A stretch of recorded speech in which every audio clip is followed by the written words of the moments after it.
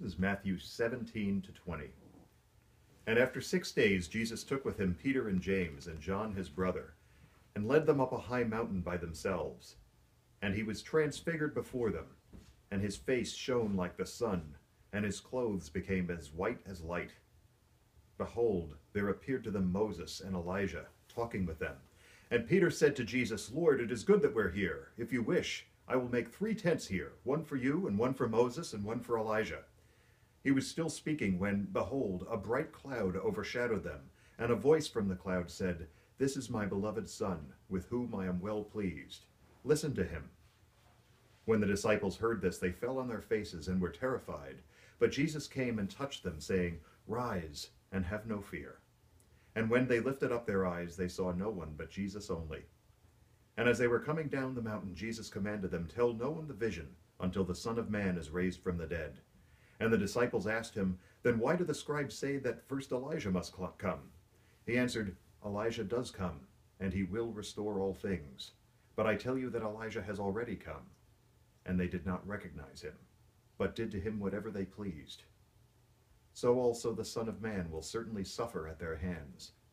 Then the disciples understood that he was speaking to them of John the Baptist. And when they came to the crowd, a man came up to him, and kneeling before him said, Lord, have mercy on my son, for he is an epileptic, and he suffers terribly. For often he falls into the fire, and often into the water. And I brought him to your disciples, and they could not heal him. And Jesus answered, O faithless and twisted generation, how long am I to be with you? How long am I to bear with you? Bring him here to me. And Jesus rebuked the demon, and it came out of him, and the boy was healed instantly. Then the disciples came to Jesus privately and said, Why could we not cast it out? He said to them, Because of your little faith. For truly I say to you, if you have faith like a grain of mustard seed, you will say to this mountain, Move from here to there, and it will move, and nothing will be impossible for you. As they were gathering in Galilee, Jesus said to them, The Son of Man is about to be delivered into the hands of men, and they will kill him, and he will be raised on the 3rd day. And they were greatly distressed. When they came to Capernaum, the collectors of the 2 drachma tax went up to Peter and said, Does your teacher not pay the tax? He said, Yes. And when he came into the house, Jesus spoke to him first, saying, What do you think, Simon? From whom do the kings of earth take toll or tax? From their sons or from the others? And when he said, From others, Jesus said to him, Then the sons are free. However, not to give offense to them, go to the sea and cast a hook, and take the first fish that comes up. And when you open its mouth, you will find a shekel. Take that and give it to them for me and for yourself. At that time the disciples came to Jesus, chapter 18. Who is the greatest in the kingdom of heaven? And calling to him a child, he put him in the midst of them, and said, Truly I say to you, unless you turn and become like children, you will never enter the kingdom of heaven. Whoever humbles himself like this child is the greatest in the kingdom of heaven. Whoever receives one such child in my name receives me.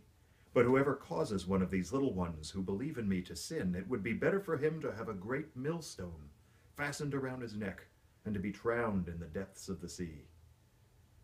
Woe to the world for temptations to sin, for it is necessary that temptations come, but woe to the one by whom temptation comes.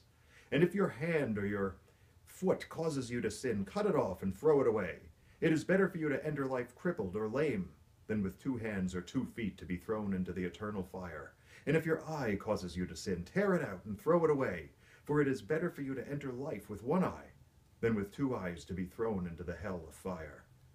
See that you do not despise one of these little ones, for I tell you that in heaven their angels always see the face of my Father who is in heaven. What do you think? If a man has 100 sheep, and one of them has gone astray, does he not leave the 99 on the mountains, and go in search of the one that went astray? And if he finds it, truly I say to you, he rejoices over it more than over the 99 that never went astray. So it is not the will of my Father who is in heaven that one of these little ones should perish. If your brother sins against you, go and tell him his fault, between you and him alone. If he listens to you, you have gained your brother. But if he does not listen, take 1 or 2 others along with you, that every charge may be established by the evidence of 2 or 3 witnesses. If he refuses to listen to them, tell it to the church. And if he refuses to listen even to the church, let him be to you as a Gentile and a tax collector. Truly I say to you, whatever you bind on earth shall be bound in heaven, and whatever you loose on earth shall be loosed in heaven. Again, I say to you, if 2 of you agree on earth about anything they ask, it will be done for them by my Father in heaven. For where 2 or 3 are gathered in my name, there am I among them. Then Peter came up and said to him, Lord, how often will my brother sin against me and I forgive him? As many as 7 times? Jesus said to him, I do not say to you 7 times, but 77 times. Therefore the kingdom of heaven may be compared to a king who wished to settle accounts with his servants. When he began to settle, one was brought to him who owed him 10,000 talents. And since he could not pay, his master ordered him to be sold with his wife and children and all that he had, as payment to be made.